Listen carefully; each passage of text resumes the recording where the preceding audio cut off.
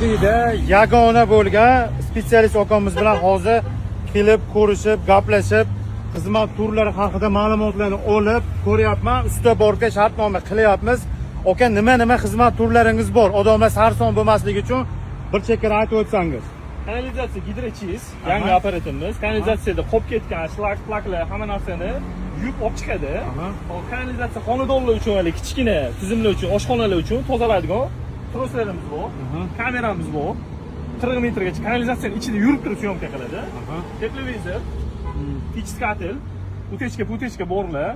Ya'ni yer tagida qayda utechka bo'lsa, buzib, qoraman chiqish shart emas. Sizga aloqa chiqib, siz xizmatingizdan foydalansa, spesial mana shu kameralarda xizmat ko'rsatib, qay teshilganini bilib bera olasiz. Xudo xolasa, bilib kelibdi.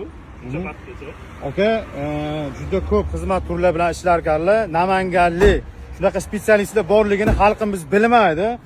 Bu aka bilan hozir shartnoma qilib kelishib, fonli videolarini Instagramga joylab boraman. Kolodus bo'ladimi, tiqilish bo'ladimi, teplopol ichida qayeri teshilganini bilish uchun imonni buzish shart emas. Okaning shunaqa o'zlarining maxsus apparatlarigacha bor ekan. Ana shu apparat yordamida og'riqli nuqtaniga yechim beradi, xudo xolasa. Usta borib kuzatib turinglar.